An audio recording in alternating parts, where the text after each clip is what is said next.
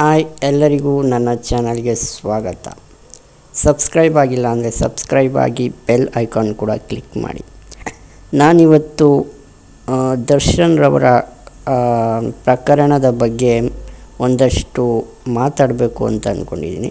ಅಂದರೆ ಪ್ರಕರಣದ ಬಗ್ಗೆ ಮಾತಾಡಲ್ಲ, ಒಂದು ಯೂಟ್ಯೂಬ್ ಚಾನಲ್ ನಿಮಗೆಲ್ಲರಿಗೂ ಗೊತ್ತಿರುತ್ತೆ, ಎಕ್ಸ್ಪ್ರೆಸ್ ಚಾನಲ್. ಅದರಿಂದ ಒಂದು ನೇಮ್ ಇದೆ, ಆ ನೇಮ್ ಗೊತ್ತಿದ್ದರೆ ಕಮೆಂಟ್ ಮಾಡಿ. ಆ ನೇಮ್ ಯಾವುದು ಅಂತ ನೀವೇ ಕಮೆಂಟ್ನಲ್ಲಿ ತಿಳಿಸಿ. ಓಕೆ, ನಾನು ನೇಮ್ ಏನು ಹೇಳೋಕ್ಕೋಗಲ್ಲ. ಆ ಎಕ್ಸ್ಪ್ರೆಸ್ ಚಾನಲ್ನಲ್ಲಿ ಪ್ರತಿನಿತ್ಯ ಡೇಟ್ ಟು ಡೇಟ್ ಅಪ್ಡೇಟ್ ಕೊಡ್ತಾ ಇರ್ತಾರೆ. ನ್ಯೂಸ್ ಚಾನಲ್ನಲ್ಲಿ ತೋರಿಸಿರ್ತಾರೆ, FSL ವರದಿ ಬಂತು, ರಕ್ತದ ಕಲೆ ಸಿಕ್ತು, ಇವರ ಶರ್ಟ್ನಲ್ಲಿ ರಕ್ತದ ಕಲೆ, ಅವರ ಶರ್ಟ್ನಲ್ಲಿ ಪ್ಯಾಂಟ್ನಲ್ಲಿ ರಕ್ತದ ಕಲೆ ಸಿಕ್ತು ಅಂತ. ಅದನ್ನು ಇಟ್ಕೊಂಡು ಇವ್ರು ನ್ಯೂಸ್ ಮಾಡೋದು. ಆ ರೀತಿ ಏನೂ ಆಗಿರಲ್ಲ, ನೀವು ತಲೆ ಕೆಡಿಸ್ಕೊಬೇಡಿ ಅಂತ. ನಿಮ್ಗೆ ಹೆಂಗೆ ಗೊತ್ತು? ಅವರು ಯಾವುದೇ ಮಾಹಿತಿ ಇಲ್ಲದೆ ಒಂದು ನ್ಯೂಸ್ ಚಾನಲ್ನಲ್ಲಿ ಸುದ್ದಿ ಪ್ರಸಾರ ಮಾಡೋಕ್ಕೆ ಸಾಧ್ಯನಾ? ನೀವೇ ಹೇಳಿ. ಒಂದು ಸತಿ ಕೂಲಂಕುಷವಾಗಿ ಯೋಚನೆ ಮಾಡಿ, ಸಾಧ್ಯನಾ? ಆ್ಯಂಡ್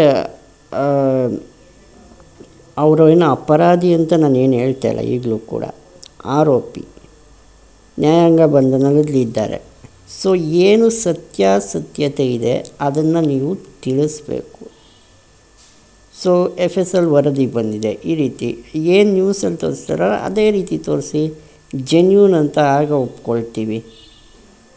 ಸೊ ಇಲ್ಲದೆ ಇರೋದು ನೀವು ತಲೆ ಕೆಡಿಸ್ಕೊಬೇಡಿ. ಈಗ ನ್ಯೂಸ್ನಲ್ಲಿ ತೋರಿಸ್ತಿದ್ರು,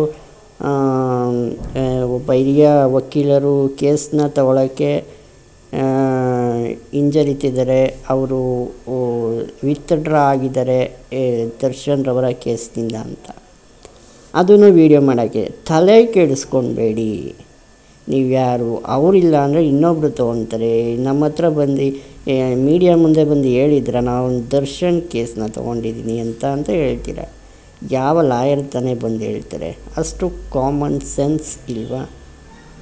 ಯಾರು ಬಂದು ಹೇಳಲ್ಲ ಈ ರೀತಿ ಹೈ ಪ್ರೊಫೈಲ್ ಕೇಸಲ್ಲಿ ನಾನು ಕೇಸ್ ತೊಗೊಂಡಿದ್ದೀನಿ, ನಾನು ಕೇಸ್ ವಿತ್ಡ್ರಾ ಮಾಡ್ತಾಯಿದ್ದೀನಿ ಅಂತ ನ್ಯೂಸ್ನವ್ರಿಗೆ ಮಾಹಿತಿ ದೊರಕಿರುತ್ತೆ, ಉನ್ನತ ಮೂಲಗಳಿಂದ ಮಾಹಿತಿ ದೊರಕಿರುತ್ತೆ.